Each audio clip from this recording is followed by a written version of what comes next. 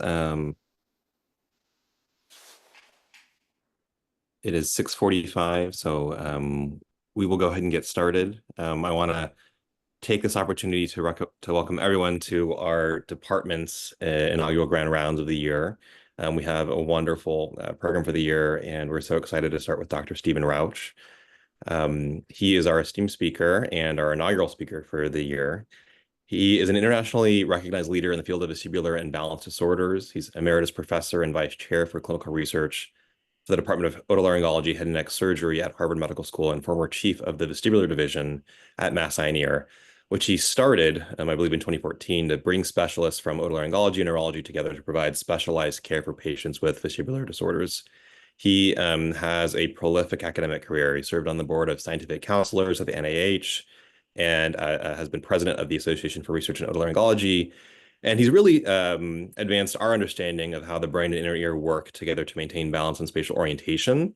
He's produced multiple contributions to the field, but among his work, my favorite, which I was recently talking about with Dr. Sharon, was that he actually performed the first randomized controlled trial that demonstrated the non-inferiority of intratympanic steroid injections compared to high-dose oral steroids for sudden sensorineural hearing loss. So today, Dr. Rauch will be sharing his expertise in Meniere's disease. Thank you so much, Dr. Rauch, for joining us, and welcome. Thank you so much. It's really an honor and a pleasure to be here. And we were just talking a little before the show started that I've retired from my position at Harvard. The slides all say Harvard because I haven't made new slides in the 2 months since I left there. But a lot of the work I'm going to talk about this morning was done there or is happening there now. So it's still sort of relevant. And I'll just leave that affiliation. Let me see if I can control my slides here. Yeah, so I don't really have any disclosures except that one I just gave you. I don't actually work at Harvard anymore, but my collaborators are there. So all of you who are ENT docs and aspiring ENT docs know that the specialty has had a bit of an obsession with Meniere's disease for a really long time. And I think it's worth asking the question, why do we care so much about Meniere's disease? And I would give you this analogy of the otologist as an auto mechanic. And if you were an auto mechanic and the only cars that ever came into your shop looked like this, it would be not a particularly satisfying job. You really wouldn't learn much about how to fix a car because this car really is not fixable. And you would not have very many satisfied customers. And as a result, your self-esteem would tend to be low. And to be honest, most of the sensory neural hearing loss and most of the vestibular dysfunction we deal with is kind of like this. This is what the ear is like by the time it arrives in our clinic. But Meniere's is different. And a ear with Meniere's disease is fluctuating. And it means that it's not a total wreck when it comes in the door. The hearing comes and goes, the balance comes and goes, and it gives us several really great opportunities. Mother Nature has given us this opportunity to learn about what makes the ear break down and hopefully learn about how we might fix it. It gives us the opportunity to actually do some fixing and put some of our patients back on the road. And as a result, our self-esteem goes up. So it's a really great opportunity. And I think you should take it.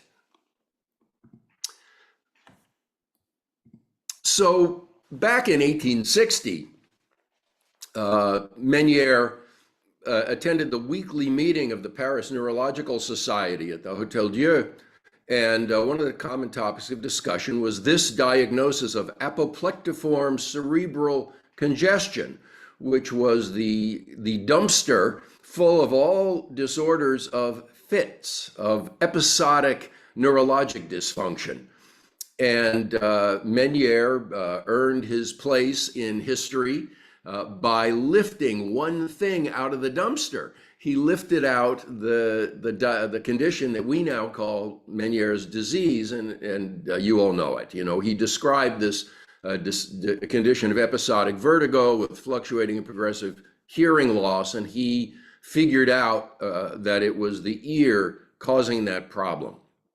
And in the story I want to tell you today, I want us to think like Meniere. I want us to ask ourselves, what would Meniere do? Because although he lifted Meniere's disease out of that dumpster, Meniere's disease itself is a dumpster, and we need to start lifting some things out. So you know the structural changes of Meniere's disease. Here's a midmodular section of a human cochlea stained with H&E stain, and you can see the distension of Reisner's membrane ballooning the scala media in all turns of the cochlea in this particular specimen. We also know that the saccule is dilated as well in this condition. So both cochlear and saccular hydrops are the sine qua non of histologic change in Meniere's disease. Back in 1938, Hallpike and Cairns in Great Britain and Yamakawa in Japan each reported histopathology of human temporal bone in Meniere patients, and they both described this pathologic change of endolymphatic hydrops or distension of Reisner's membrane in the saccule. And pretty much since then, we've had this paradigm that you see here in the slide, that something harms the ear, we don't know what, which leads to endolymphatic hydrops, which somehow, we don't know how, leads to symptoms of tinnitus and vertigo, sensorineural hearing loss, and this very annoying sensation of oral fullness. And so that paradigm persisted for decades. It led Hal Schucknecht and then others to think about the rupture hypothesis, that something was causing this ballooning, which eventually led to rupture of Reisner's membrane, causing mixing of endolymph and perilymph, depolarizing of the ear, resulting in attacks. I can tell you with high confidence that you can forget you ever heard that hypothesis. There are a lot of reasons that it really didn't make sense, but in the last year, Andreas Eckhart in our department, who is now running our Meniere research group, went back to those Schucknecht slides and with modern optics and staining up the adjacent slides in our collection, there are no ruptures. You went through every case that Schucknecht reported, there are no ruptures. We can't find a rupture in any Meniere temporal bone except for processing artifact, which was not appreciated back in 1960 or so when Schucknecht was writing those papers. So forget about ruptures, it doesn't happen. And so we don't really know how hydrops might cause auditory symptoms. In 1989, Sam Merchant and Britt Fettinger and I did a study where we looked at a large number of human temporal bones, some with Meniere's, some without. And one person looked at the case histories of the subjects and gave them their clinical diagnosis, and another person, ignorant of the case histories, looked at the temporal bones and scored the degree of hydrops. And what we found with that double-blind kind of methodology was this, that every single case with Meniere's disease had cochleosaccular hydrops. We found lots of ears with hydrops who did not have any Meniere symptoms. And in most cases, we would consider this now to be so-called secondary hydrops. The temporal bone fracture, a chronic infection, some other insult that damaged the ear, and the patient developed some hydrops, not necessarily cochleosaccular, but some cochlear and sometimes utricular or in the semicircular canals or an assortment of locales. But Meniere's disease and endolymphatic hydrops are not synonymous. And this did not answer our question about what the heck causes the symptoms.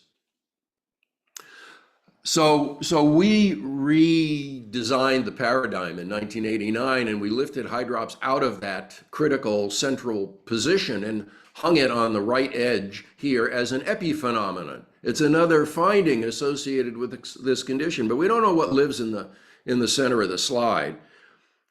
Sam Merchant so practically speaking, this is the way we've been thinking about Meniere's disease. This is a cartoon showing symptoms versus time, no units of symptoms or time, but you get the idea. Normal is at the top, rotten is at the bottom, time is moving from left to right.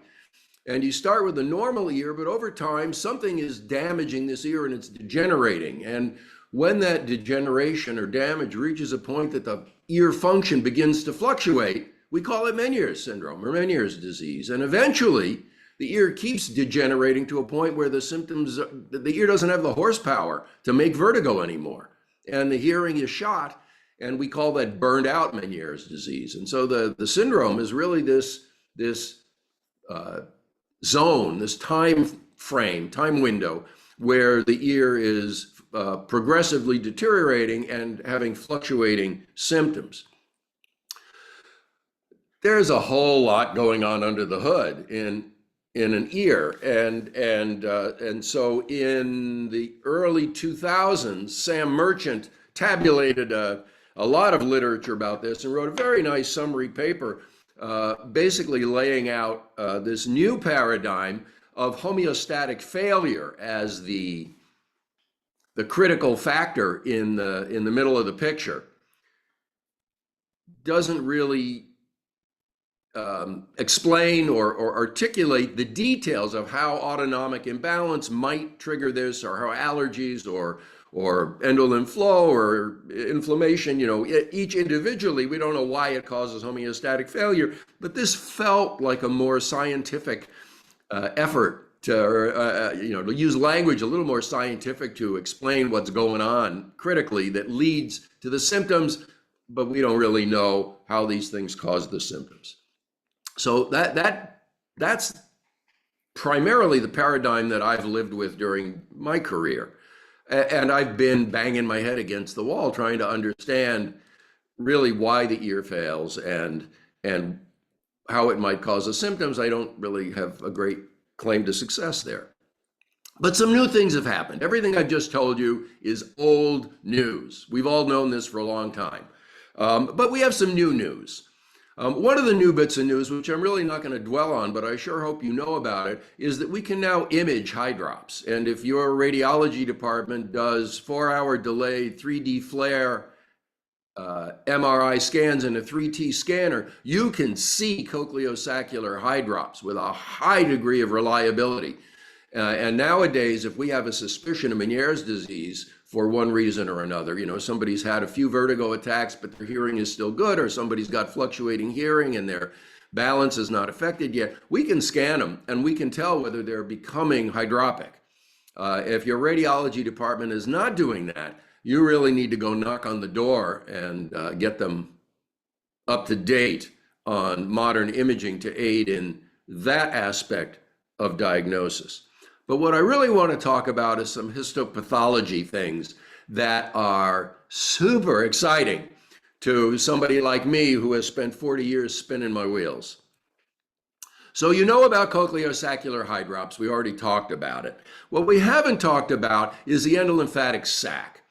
And about 5 or 6 years ago, Andreas Eckhard, the young otologist whom I just mentioned, he's of German origin, and he was doing his training in Zurich, Switzerland, and he took a couple of years to come and do a research fellowship in one of our labs. And during that time, he was studying human temporal bones, and he started looking at the endolymphatic sac of Meniere patients. And what he discovered was that the sac is abnormal in every single case of Meniere's disease. As he dug into that, he found out there were actually 2 flavors of abnormality. This is just a picture for people who don't know what the endolymphatic sac looks like. It's roughly shaped like a bota, like a wineskin. It's got a narrow attachment to the medial surface of the vestibule, a narrow passage, and then it flares out into a flat sac shape, what I would say shaped like a hot water bottle, but for you youngsters, you probably don't know what that is, but I figured you're more likely to know about a wineskin than a hot water bottle. So here's what Andreas discovered and published back in 2019, and this has been corroborated now in the temporal bone collection in Zurich, and it's been corroborated clinically at several sites. On the left hand of the slide is a cartoon of a temporal bone showing you the endolymphatic sac, which starts out with the canal of the vestibular aqueduct and then flares into this web or net-shaped area lined by a low cuboidal epithelium. This is an H&E slide. The top panel of the histology on the left side shows you the vestibular aqueduct going into the bony portion of the endolymphatic sac, and then a high power view of the lining epithelium. If you do immunohistochemical stains, what you find is that this low cuboidal epithelium has a ton of physiologically active stuff going on, mostly related to channels and pumps. It regulates ion concentrations. And truly, if you want a simple way to think about the endolymphatic sac, it is the kidney's ear. The ear's kidney, I said it backwards. It's the ear's kidney. And for what your kidney is doing for the rest of your body, managing fluid and electrolytes, the sac is doing that for the ear. And I'm going to come back to that notion. On the opposite panel, on the right side, is the appearance of the endolymphatic sac in about 2/3 of the Meniere bones in our collection. And we have 20-something temporal bones from humans who had Meniere's disease. And what you see is that the vestibular aqueduct is normal in position and caliber. It makes a sort of hockey stick bend as it enters the endolymphatic sac. And then in the distal part of the bony sac and extending beyond that, the lining epithelium is wiped out. It's severely degenerated. And this is seen in 2/3 of our Meniere temporal bones, a degeneration of the epithelial lining of the endolymphatic sac. In the other third of the temporal bones, there's another pattern. And in these patients, there's hypoplasia of the sac. It never developed. And the vestibular aqueduct itself has an abnormal shape. And in fact, it's an embryonal or an underdeveloped. This is truly a hypoplasia. It looks like a fetal temporal bone. The vestibular aqueduct leaves the medial wall of the vestibule and it heads toward the dural surface of the posterior fossa, and it dead ends into that dural surface. It never makes the hockey stick bend, and there is no aqueduct. And this is seen in the other 30% of the temporal bones in our collection. And there weren't any others. There were 2/3 were degenerated, 1/3 was hypoplastic. And it turns out that this configuration or dysmorphic finding in the vestibular aqueduct is easy to see on a high resolution temporal bone CT scan in a live human. And so we now routinely do the 3D FLAIR MRI and temporal bone CT in most Meniere patients. This histologic or morphologic finding that was first discovered histologically, but now proven with in vivo imaging in actual patients, is not just a structural finding, it actually is a phenotype. And we have these clinical data now on a large cohort of Meniere patients in Zurich and in Mass Eye and Ear, and this stuff has been published as well. What we find is the degenerative flavor of Meniere's disease, normal sac shape but degenerated lining, is the more common form, and these patients are a bit more typical of the way we think about Meniere's disease. Onset in middle age or late middle age, about equal male and female predominance, rarely bilateral. Now, you may know that most of our literature says bilaterality is seen in, 25, 30% of Meniere patients. When we look at people with the degenerative version, rare for them to go bilateral. In contrast, the hypoplastic patients have a very early age of onset. Typically, they're becoming symptomatic in their 20s or 30s. There's a huge male predominance.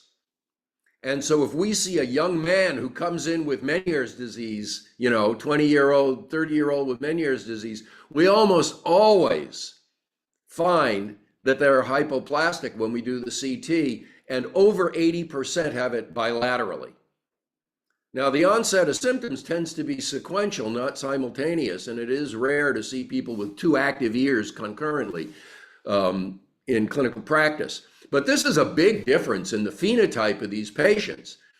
And it really means that two things. One of them is that we should never see a publication about Meniere's disease that doesn't specify which of these subtypes, the degenerative or the hypoplastic, is in the study. If you've lumped everybody together, you're publishing dumpster data, and it really is uninterpretable.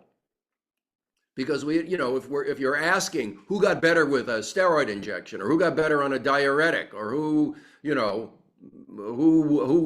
got better with migraine treatment, we don't, you're providing data from a heterogeneous population. And we really, really should not be accepting manuscript for publication that don't explicitly specify which Meniere group they're talking about. The second thing is that we actually need to go back to the drawing board and reconsider everything we thought we knew about treating Meniere patients, because we've been treating a mixed population.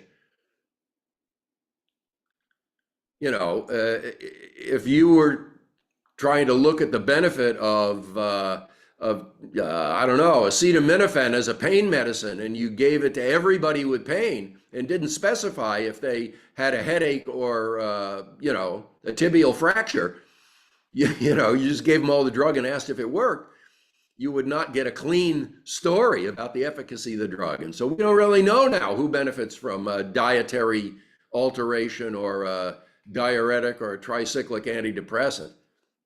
We have to go back to do it all over again. So we have a new paradigm that we're working with. It's not got that big circle in the center anymore. And so let me show you, this was the first iteration of our new paradigm, and it starts in the box on the left with an inadequate sac. The sac is just not doing its job. And what I've put in there is the hypoplastic and degenerative flavors of Meniere's that I've already told you about. Turns out there are some others. There are some genetic variants that are associated with Meniere's disease. Did he tell us which ors he wants? I'm sorry? Sorry, I think that one's just unmuted. I'm sorry. I'll mute them. Jacob Johnson, can you please mute? Thank you. It turns out there's an endocrinopathy called X-linked hypophosphatemia. Your endocrine colleagues will know all about it. It's seen both in men and women, but it's more common in men because it's X-linked and they're hemizygous for an X chromosome. And it turns out that Meniere's disease is about 20 times more common in men with X-linked hypophosphatemia than in our general population. So the XLH gene, or the FEX gene, seems to be highly correlated with the dysmorphic, the hypoplastic version of Meniere's disease. So there are some genetic things going on that remain in the dumpster yet. We haven't pulled them out, and we don't understand them yet. But this paradigm begins with an acknowledgement that the sac is broken. It's not doing its job. And the ear, it's got a lot of homeostatic systems and it's got a lot of resilience. And there may be an assortment of stressors that are challenging that homeostasis. And it may be diet, and it may be sleep, and it may be migraine, and it may be bad karma or sunspots or alien ray beams. But if the sac is already meh and added stresses come along, it will lead to homeostatic failure. And that's when we begin to experience the symptoms of Meniere's disease, and I still don't know how the ear causes those symptoms. So this has been our current working model.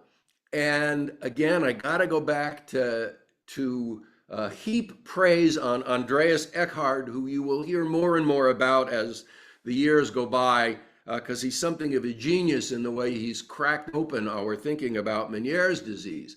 And Andreas took a step back to ask a really important question. Because if you looked at my paradigm, it doesn't say anything about hydrops.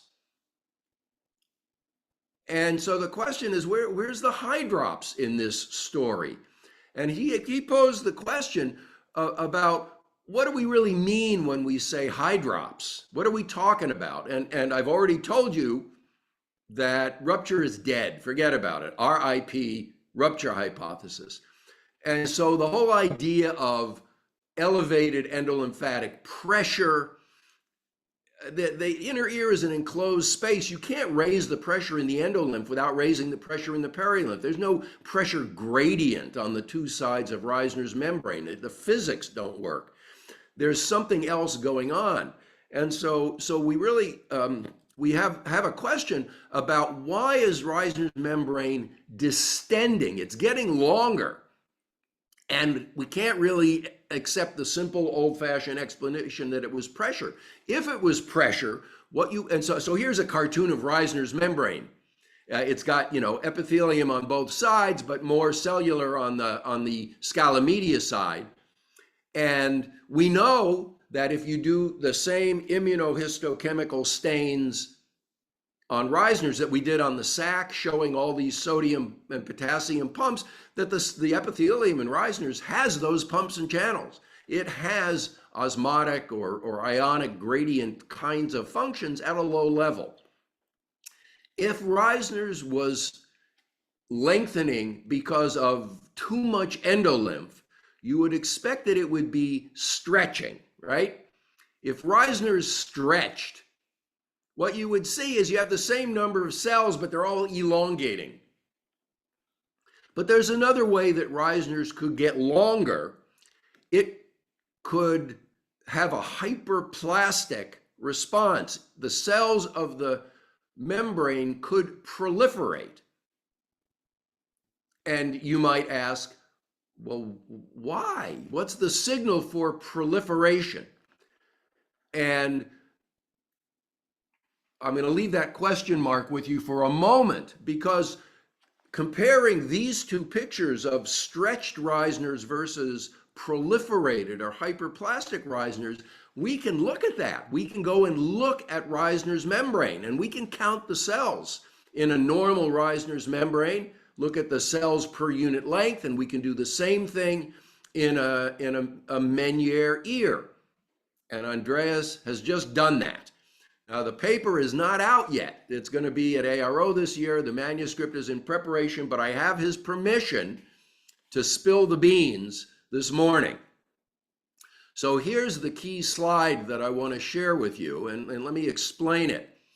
Across the top are three pictures of mid-medullary section of human temporal bones. The one on the left is normal, and this is going to be data from 24 control or normal ears, and you can see Reisner's is colored dark blue or purple color there. The middle panel is a representative picture of a Meniere ear, and we have 18 cases that were included in this data set. And the coloring there, the entire length of Reisner's was traced from the strial atrophy, the strial vascularis attachment all the way to the limbus, organ of Corti limbus attachment, and it was divided up into 10 segments, 1/10 of the length, 10% of the length. And that's what the little color changes are. And on the far right panel is a temporal bone with focal hydrops, not a patient with Meniere's disease, but one of these cases where post-mortem, there were a few areas of hydrops, but not diffuse cochleosaccular hydrops, and no clinical picture of Meniere's disease. And the same measurements were done. The bottom panel is a bottle plot of the cell count, the number of cells for each 10% segment of Reisner's length. So start on the left.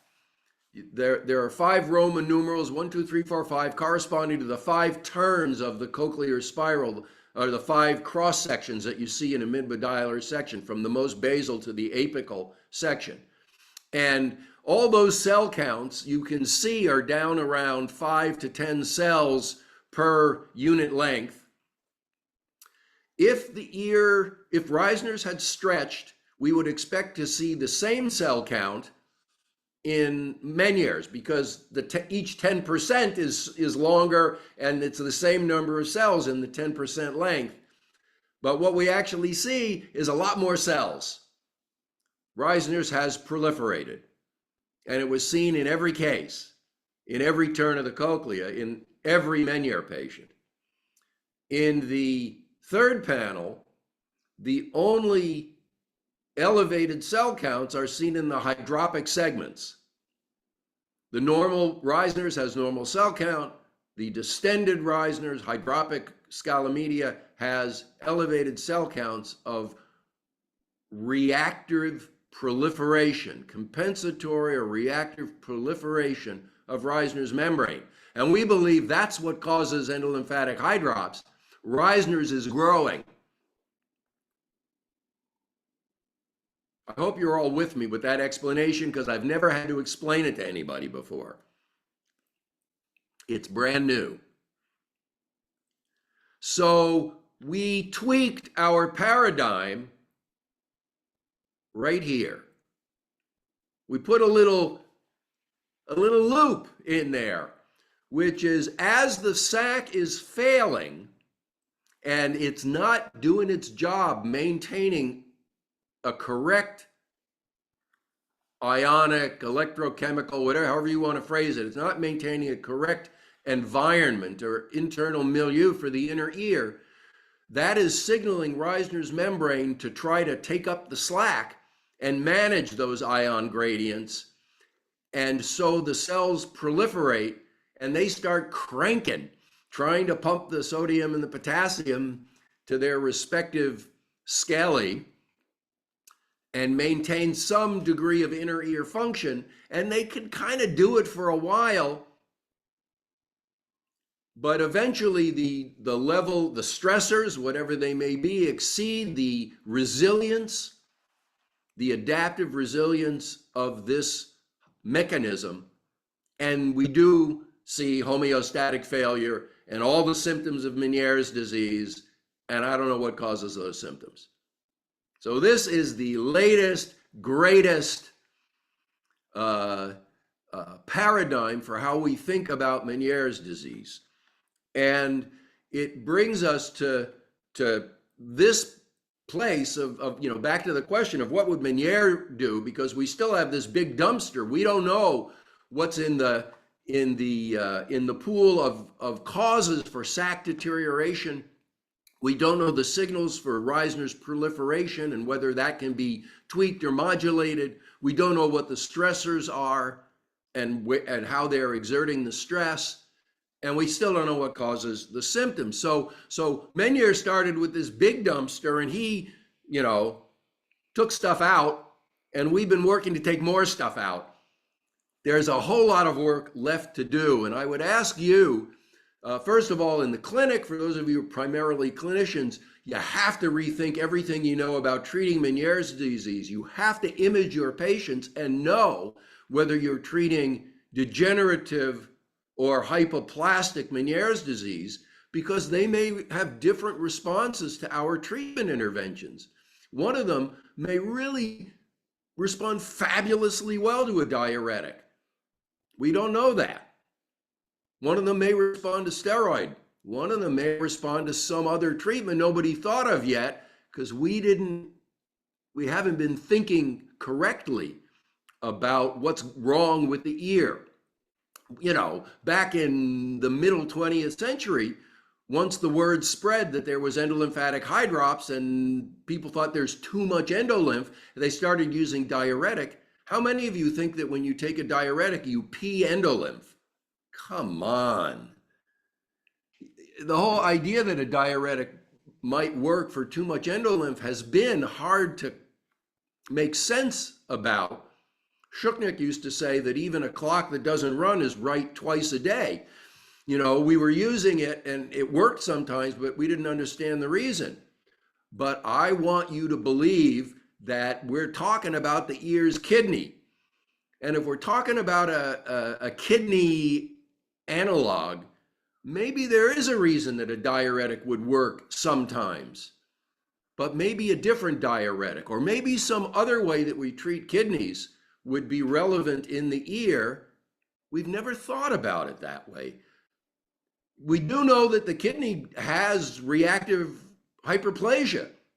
If you take out one kidney, the other kidney gets bigger. Part of that enlargement of the contralateral kidney in kidney disease is not hyperplasia. Renal glomeruli, the individual epithelial cells expand. The cell count doesn't change, the cells get bigger. But in the tubules, the lining of the tubules proliferates in chronic renal disease, just like what Reisner's membrane is doing. And so maybe we can dialyze an ear. Maybe we could transplant epithelium into the sac. You know, we just never thought about it this way, but holy cow, is there a lot of exciting work to be done? Yep. So we have a big team of people who've been working on all of this. Andreas Eckhard is our champion now. Amy Giuliano is our head and neck radiologist. Divya is one of our younger neurotologists. We have a couple of fellows here, a bunch of med students. It's a very big and active group, and we have active collaborations overseas, primarily with David Beckinger in Zurich, Switzerland, who was a lead author and co-author on a number of these temporal bone morphology studies. And so that's what I have to say. I thank you for inviting me and for listening. And if we've got a few minutes, I would be happy to take questions. Steve, it's Charleston. Thanks again for an amazing talk. As always, it's great to hear your evolving thoughts on this. As you know, the American Academy guidelines for diagnosis of Meniere's disease don't include imaging right now. Do you think that should be revisited? Yes. Short answer, yes. Now, there is a challenge. Not everybody's got a 3T scanner. And we don't know yet that having a different morphologic variant, if you're degenerative versus hypoplastic, we don't know that will lead to differential treatment response.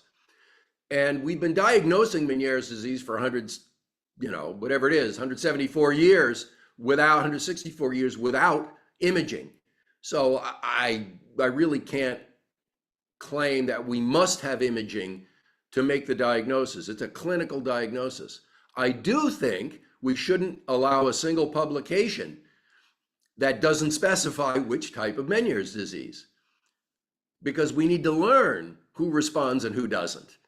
We need to know more about the clinical entities, and lumping them together is not fair. For those of you who do head and neck cancer, you want to know the HPV status of your head and neck cancer patient. You got to do the test.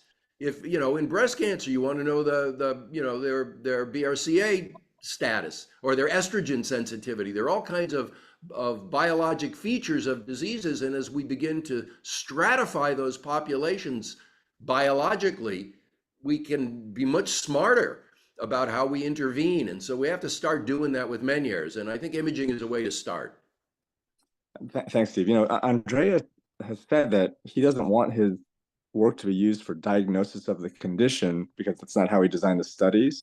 Right. But is it if you don't see hypoplasia or degeneration of the endlymphatic sac, would you be confident saying that somebody does not have Meniere's disease if they had a temporal bone CT scan?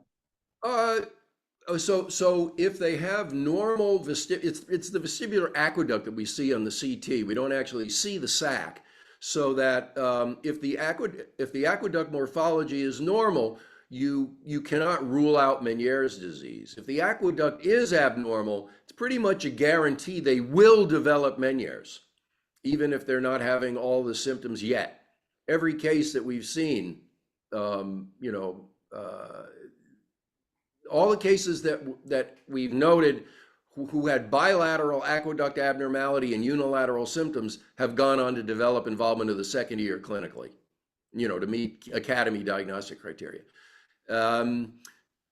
How we use hydrops on the MRI, seeing the cochleosaccular hydrops on the MRI, I think is still a question mark.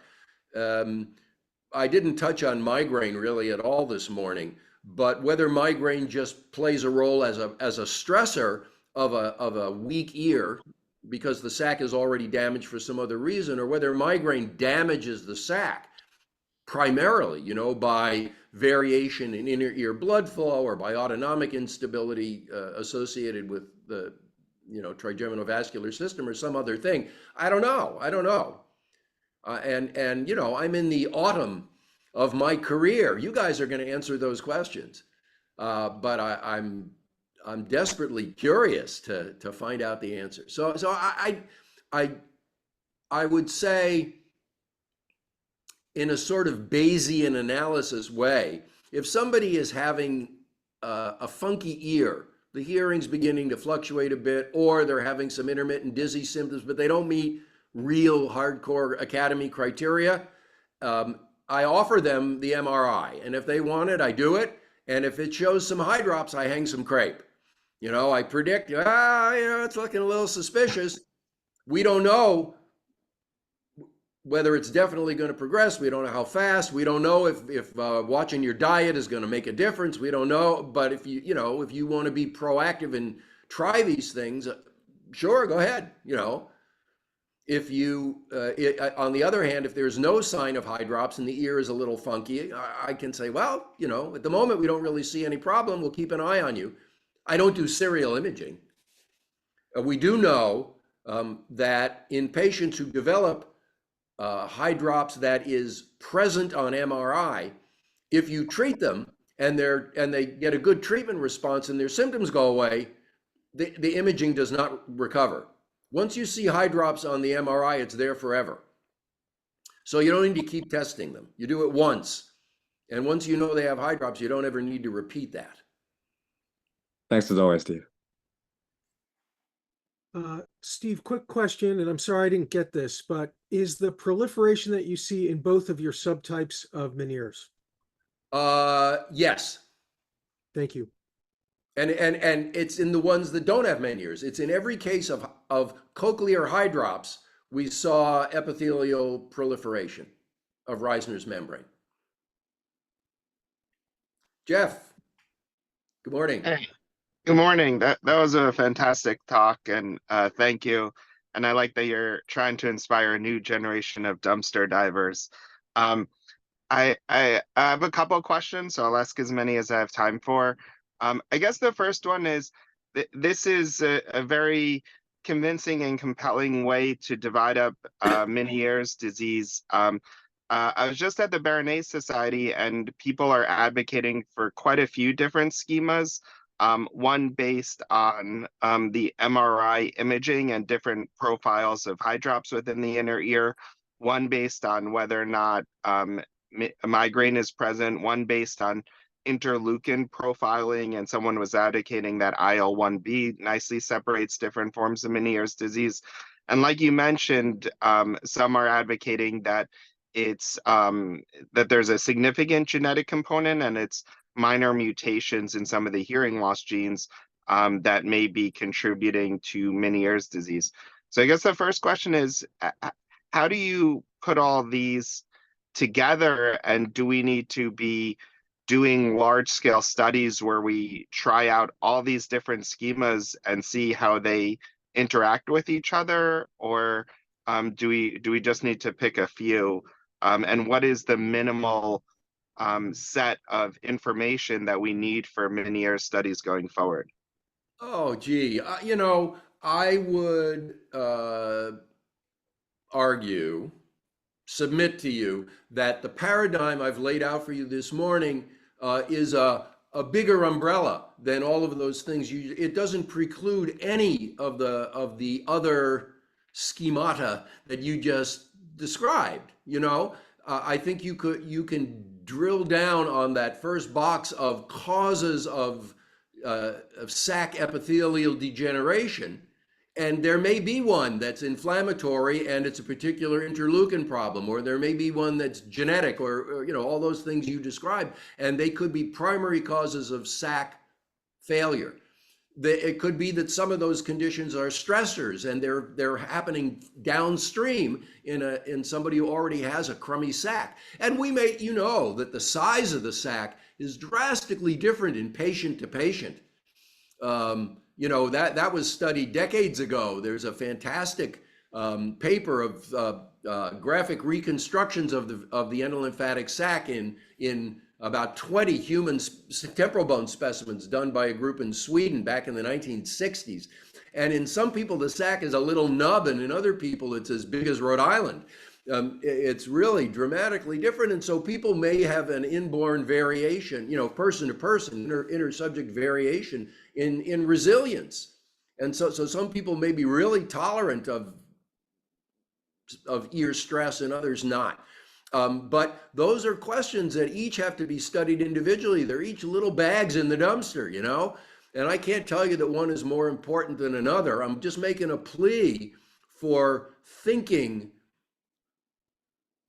more clearly, more granular thinking about this model I've laid out. Are you asking a question about sac degeneration? Are you asking a question about general stress? Or are you way over on the right end of the slide? Are you just treating a symptom, which is where we've been stuck for my career? And none of those is right or wrong. They're all really important. And for me right now, the most important criterion is we shouldn't see a study. Nobody should burn their ATP molecules doing a study if they don't know which Meniere type they're studying, hypoplastic or degenerative. That's ironclad. And I really feel strongly about that. We should not be accepting papers for publication. They shouldn't see the light of day if they don't know who they studied. We have a long line of neurologists waiting to ask you questions, but we are at 7:30. I'm going to let you guys continue the conversation, but I wanted to officially thank you so that people can drop off and go to their clinics and operating room. But we'll keep the Zoom open for whoever is available to stay on. I have nothing else to do except housework, so I'm happy to sit here all day. Perfect. Thank Sure. Do you have other questions? Oh yeah, let me ask one more, and then I'll circle back around at the end. So the next one is one of the things that struck me at Baronet is that the Europeans are doing multi-center cooperative studies in vestibular medicine, and I don't see that as much coming from the US. You're one of the few people who's successfully done a multi-center study and got it actually paid for. How do you view strategies for getting that to happen going forward? Because I feel like these single center studies end up being a bit too small to be definitive, and we really need a mechanism to chip away at questions with, it seems to me, like large scale cooperative multi-center studies. It's a great question. I did that one big sudden hearing loss study and have not done any other big multi-center collaborative studies since.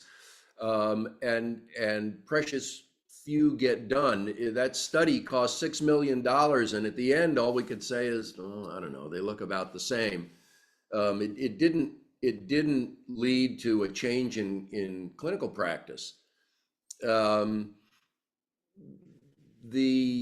There are so many differences in funding and in collaboration and in research culture and in clinical culture and in patient expectations between the EU and the US.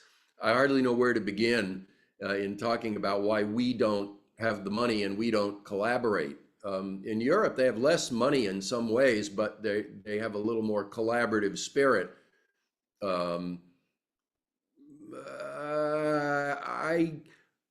I guess if I try to stick with the question of Meniere's disease, one of my hopes is that if we were to, you know, use the paradigm or some version of it that I've laid out for you this morning and start asking more specific or granular questions and have more robust preclinical data, it's an easier sell to get funding for a clinical research study.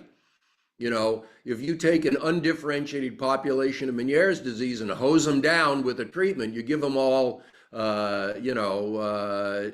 104, intratympanic steroid, or you give them anakinra, an IL-6 receptor antagonist or some other thing, but you really have this undifferentiated population of people, you're going to miss the signal of a treatment effect. And that we're not ready to do multi-center clinical trials in Meniere treatment because we don't know yet who we're treating. And I think you have to just put that question of clinical multi-center or even single center clinical trial back on ice until you have a better question, a more focused question. And then the studies are going to be quite compelling. If you really have a model, a conceptual model and an animal model and and a druggable target, then you can come back and start thinking about doing a clinical trial. We're just not there yet. Dr. Rauch, good morning. It's Hey, Tom. Sar, how are you? Lovely to hear from you again this morning. So we actually do have an effort, collaboration with neuroradiology to start doing the MRIs. One of my patients the first patient of mine got hers. There's a way to go still, and a lot more refinement before we can interpret those scans.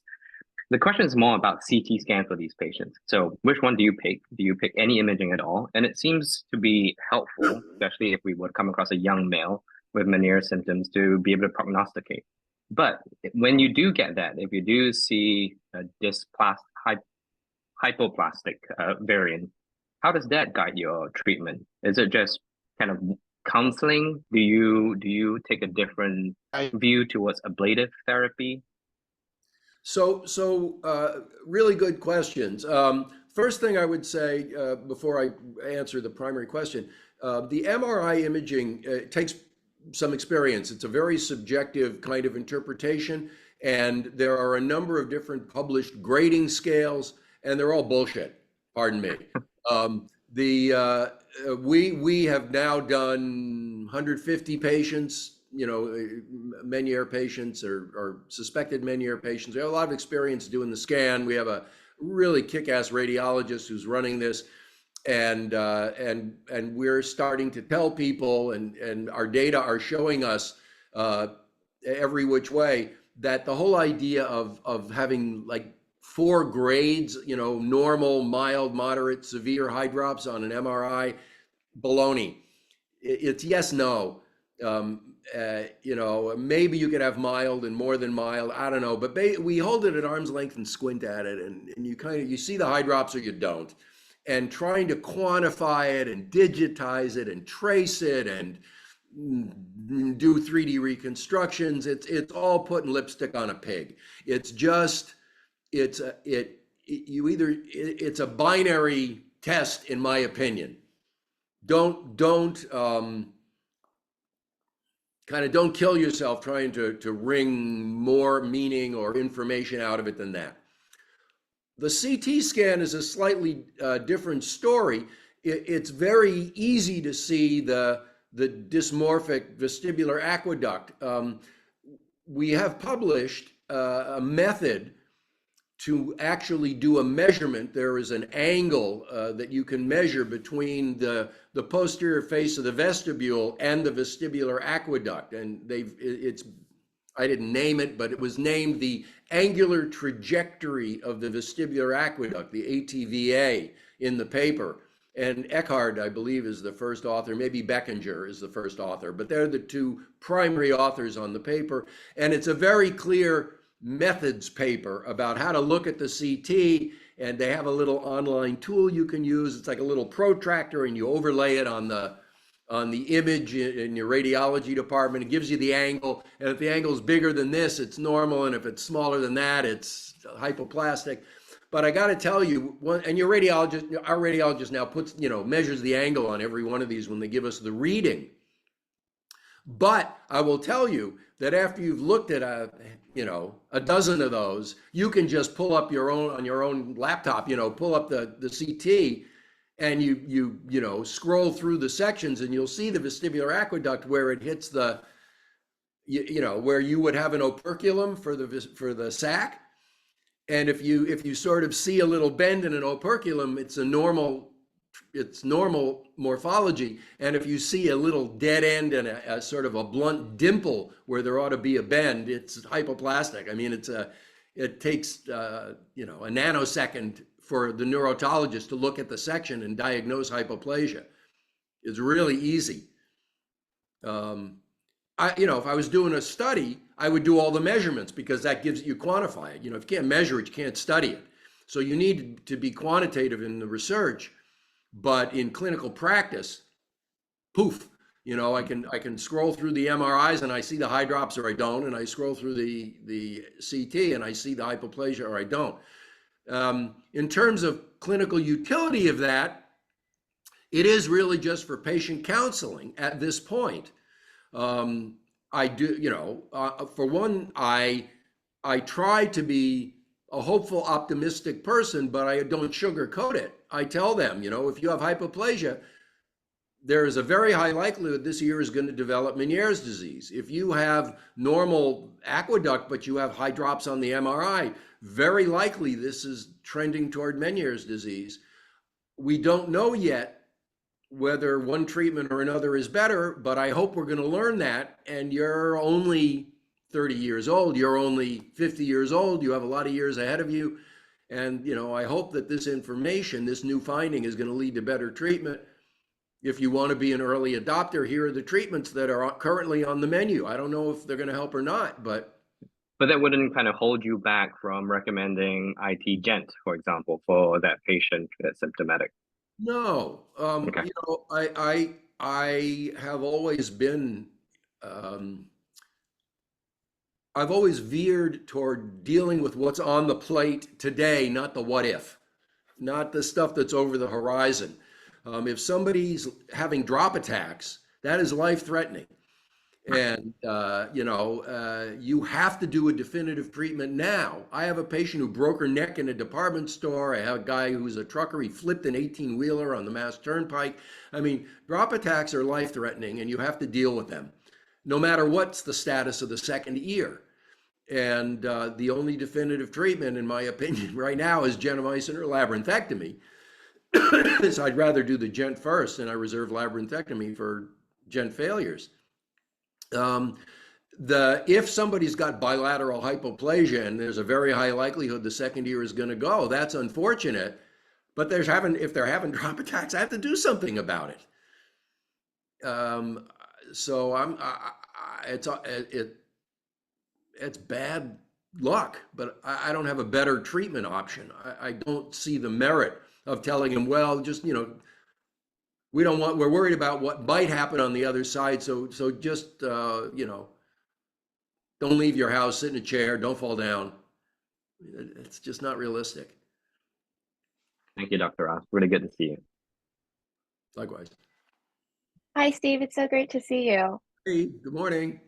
Good morning. I really appreciate the fantastic talk and, you know, the sort of like a guidance on how do you manage with MRI imaging. So I know that, you know, MRI binary, the classification grading is not really much to go off on.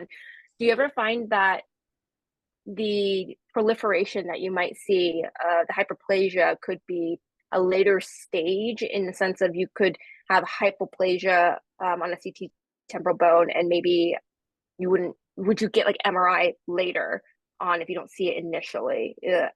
Does that kind of make sense? So if I have a patient who has they have some funky symptoms, it's not full-blown Meniere's disease. We do a CT and see you know, it's a young guy particularly. We do a CT and see vestibular aqueduct hypoplasia, but the MRI is normal. Down the road, would I repeat the MRI? Correct. Yeah, sure, you could. My prediction is that that person is going to develop full-blown, florid, unequivocal Meniere's disease. And if and when they do, if you want to confirm it, you could go ahead and do the MRI and see if you see the high drops. I think that a more chewy clinical question, an interesting one to think about, is when you have a patient, male or female, who's 30 or 40 and has migraine and dizzy spells, and you're trying to figure out if they have vestibular migraine or Meniere's or both. And does the MRI offer you anything? Hamid Jalilian just hoses down all his Meniere patients get migraine treatment. I'm not quite there yet in my own way of thinking about this stuff, but when do you add migraine therapy? If you did the MRI and you saw no eye drops, well, that seems like a slam dunk. You would want to get going with migraine right away. If you saw eye drops on the MRI and had the option to do migraine treatment or something that was more Meniere treatment, you could at least discuss it with the patient and decide which way you wanted to go. I think the imaging is a promising tool, and it will become clear over the next 3 and 5 and 10 years what's the real best role for it in clinical practice. Thank you. Yeah. So. Oh, go ahead. Oh, I'm so sorry. Hello, doctor. Excellent talk. Quick question for you about this epithelial hyperplasia. So the simple question is, are you sure that those are epithelial cells and not some other type of cell? And the second question is, if you stain for proliferation markers like Ki67 or PCNA or any of those other things, do you know that they are actually proliferated, or are they simply more numerous at this point based upon our knowledge? So Andreas could give you a better answer than I. Yes, they are epithelial cells because he stained them for epithelial markers. And I don't know what he's done in terms of the specific proliferation markers. I think he has done a bit of that, but this is all really pretty new. This is out of my area of expertise. How can you have more cells if they didn't proliferate? They had to multiply. I mean, they did by, de facto, that's proliferation, isn't it? They could have moved from somewhere else. Could have moved. Okay. Interesting idea. Yeah. Anyway. All right. Thank you. Yeah. Ask Andreas. I'm sure he can answer that, and these are ongoing studies. Obviously, this is the beginning of a story, not the final story, but he does have a lot more info than what I talked about this morning. It's going to show up at the ARO and in the manuscript he's working on. Yeah, for sure, but super interesting. It's nice to see real progress, I think, for the first time in a long time. Oh man, before I'm totally out the door, it is really a thrill for me. I can't claim that I'm the one who brought it to light, but it is so exciting. Yeah, absolutely.